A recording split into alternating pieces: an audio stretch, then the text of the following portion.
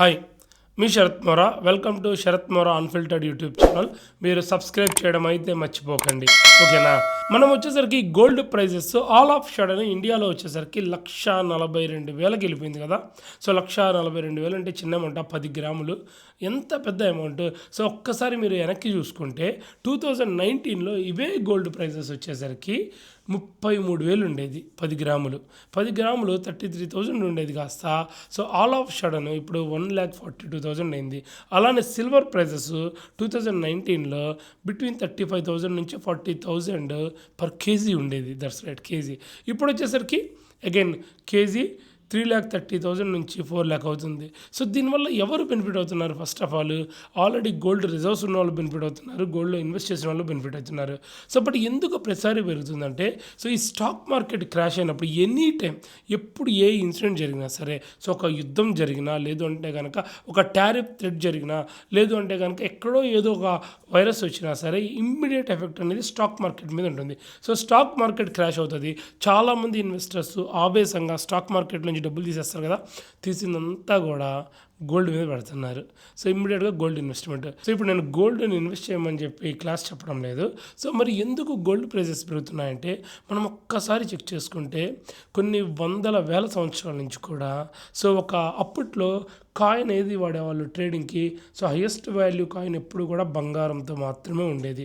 So silver coins, వెండి నాణాలు ఉండేవి, రాగి నాణాలు కూడా ఉండేవి, కానీ సో హైయెస్ట్ వాల్యూ కాయిన్ ఎప్పుడు కూడా బంగారంతో ఉండేది.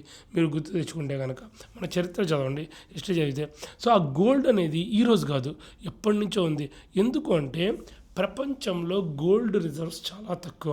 ఇప్పుడు మనకి మెటల్స్ అనేవి సో మైనింగ్ చేసే కొద్దీ మెటల్స్ బయటకు వస్తాయి కదా, కానీ ఆ మైనింగ్ చేసేటప్పుడు ఏంటంటే గోల్డ్ ఇప్పుడు దాకా కూడా ఎంటైర్ వరల్డ్లో సో ఆన్ ఎర్త్ అంటే మైనింగ్ చేసి ఏదైనా దాచిపెట్టి ఉండడం కానీ, లేదంటే జనాల ఒంట్లో ఉండడం కానీ, వాళ్ళ బీరువాలో ఉండడం కానీ, సో ఇప్పటిదాకా ఉంది క్లోజ్ టు 2,00,000 tons.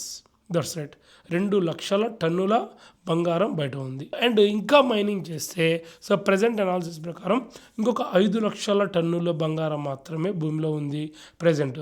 సో అందుకని చెప్పేసి గోల్డ్కి స్కేర్ సిటీ ఉంది. సో ఆ స్కేర్ సిటీ ఉండడం వల్ల సో బంగారం అనేది ఏంటంటే ఎప్పుడు కూడా జనాలు ఇన్వెస్ట్ చేస్తూనే ఉన్నారు, పెరుగుతూనే ఉంది. సో ఈరోజు ఎందుకు చెప్తున్నా అనుకున్నారా? సో లాస్ట్ టైం అనుకుంటా మా వైఫ్, మా మమ్మీ వీళ్ళు వచ్చేసరికి ఈ బంగారం కొనమని చెప్పారు నాకు. కొనమని చెప్తే నేను చూద్దాంలే అన్నా.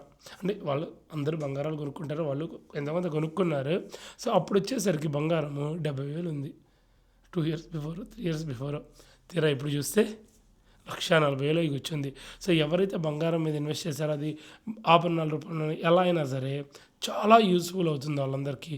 బట్ ఈ యొక్క గోల్డ్ హిస్టరీ అనేది చాలా ఉంది. ఈ గోల్డ్ హిస్టరీ గురించి చెప్పాలి అంటే ఈ వీడియోలో చెప్పేది కాదు. సో ఈ గోల్డ్ ఇంత పెరుగుతుంది కాబట్టి దాని యొక్క హిస్టరీ తెలుసుకోండి, నాలెడ్జ్ షేర్ చేసుకుందాము. సో దానికి కానీ మీరు ఏం చేయాలి, తప్పకుండా ముందు సబ్స్క్రైబ్ చేయండి, ఓకేనా. సో ఓవర్ ది టైంలో మన శరత్ మోరా అన్ఫిల్టర్డ్ ఛానల్లో సో ఈ యొక్క గోల్డ్ అనేది ట్రేడింగ్కి ఎలా వాడేవాళ్ళు, లేదంటే రాజులు ఎలా వాడేవాళ్ళు, ఈ యొక్క కరెన్సీ రూపంలో ఎవ్రీథింగ్ డిస్కస్ చేద్దాము. అలా డిస్కస్ చేయాలి అంటే సో మీరు సబ్స్క్రైబ్ చేయండి, వీడియోని మిస్ చేయకండి, ఓకేనా. మళ్ళీ కలుద్దాం.